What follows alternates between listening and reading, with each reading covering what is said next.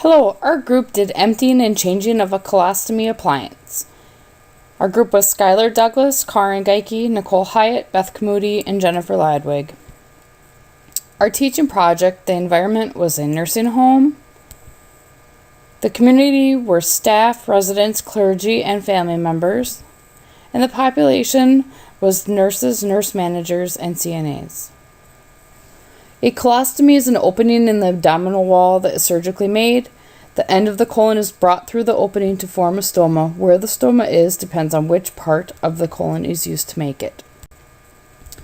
A stoma is a lining or mucosa of the intestine. It is pink to red in color, is warm and moist and secretes small amounts of mucus. It does not have a shut-off valve, and you cannot control the passage of stool from a stoma. There are no nerve endings in a stoma. Some colostomy facts. After colostomy has been created, the intestines work like they did before, except the colon and rectum beyond the colostomy is disconnected or removed, and the anus is no longer the evacuation site for the stool. The higher up the colon the colostomy is made, the softer or more liquid the stool is likely to be. Certain lower bowel problems are treated by giving the bowel a rest. This can be short-term or long-term. The bowel can be reversed. The colostomy can be reversed, and the bowel should return to work the way it did before the surgery. When part of the colon is diseased, you may need a long-term colostomy. The diseased part of the bowel is removed or permanently arrested. Some reasons for the procedure could be birth defects, such as a blocked or missing anal opening called imperforate anus, serious infections such as diverticulitis, inflammatory bowel disease, injury to the colon or rectum, partial or complete intestinal or bowel blockage, rectal or colon cancer, wounds or fistulas of the perineum. Some risks of the procedure include breathing problems related to anesthesia and poor reactions to medications, bleeding, damage to nearby organs. Some postoperative risks include infection, narrowing of the colostomy opening, scar tissue that causes intestinal blockage, skin irritation, wound dehiscence or opening, and developing a hernia at the incision. Some statistics about colostomies. Estimates of all ostomy surgeries ranging those involving opening from the abdomen for the removal of either feces or urine range from 42,000 to 65,000 each year. About half are only temporary, and emergency surgeries for bowel obstruction and or perforation comprise 10 to 15% of all colorectal surgeries. Only a portion of those result in colostomy. The United Ostomy Association estimates that slightly more than 500,000 Americans now have some type of stoma. In 1998, 2 studies attempted to clarify the age of someone with a colostomy. The average person or age of a person is 70.6 years old to have a colostomy. And in 1998, consumer survey of more than 1,400 people with an ostomy showed that 57% were female. So our proposed plan of implementation: teach a patient and their family. The teaching should be done while the patient is still in the hospital. A very important step is to set up an appointment with a provider/ostomy nurse within a week of discharge. Teach what a stoma is and how to take care of it. Instruct on what supplies the patient will need and where to get the supplies. Here we have some teaching specifics. We want them to know that this could be temporary or lifelong. Give the patient the basics regarding colostomy. Use terms that the patient will understand. Teach them why they have the colostomy, what a healthy stoma looks like,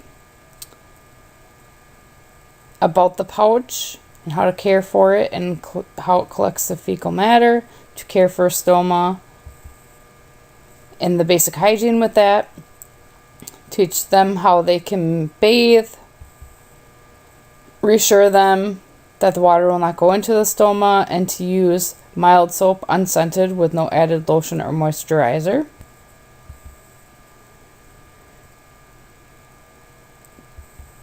Here are some other teaching specifics. Make sure that they have a complete list of the supplies because this will be new to them.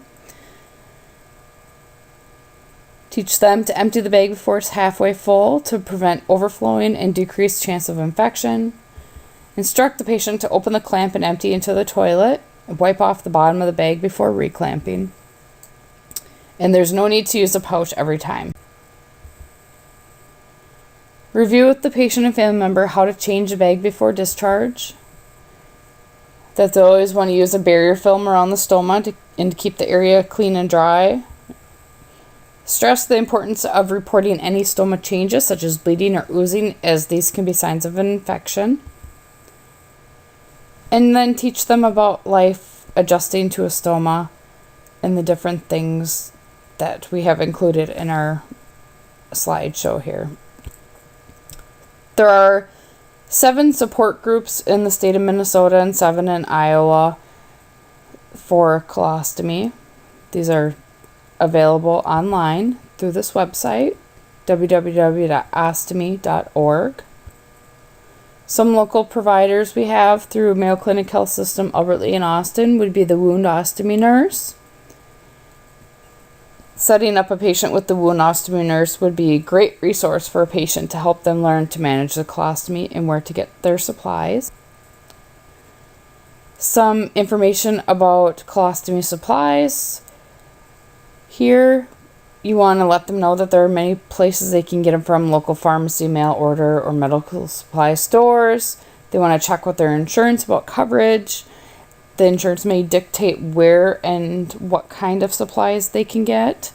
And they also, if they're paying out of pocket, want to probably shop around and compare pricing.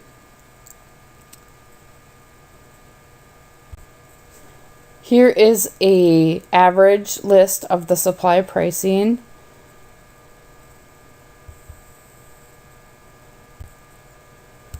Then some positives about a colostomy. Here, some different things that people can get to help their lives stay more normal. And then some information about what kind of clothing to wear.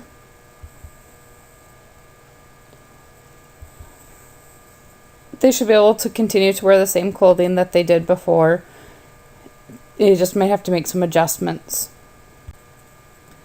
Here are laundry colostomy bags. The jewelry stoma plug and seal helps to fit the stoma, prevent feces from coming out, and allowing the person to continue to be sexual and intimate. Some different things for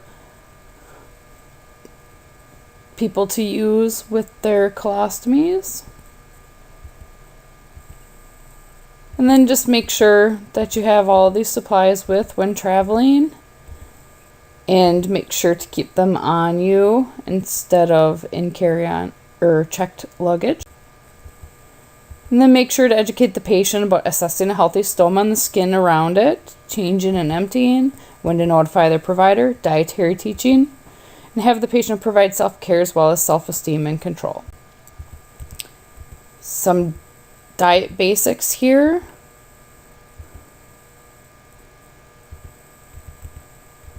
And some more. Foods that increase odor and gas.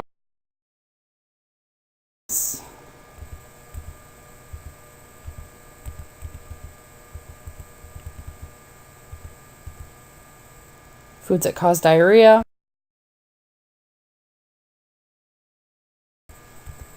And then some things to avoid when you have a stoma. Foods that can thicken stool. And then the references that we used for our project here. These are good references, and these would be great to give to the patient and help them to find some additional information regarding their colostomy and the care and supplies needed to help make their lives easier in living with a new ostomy. Thank you.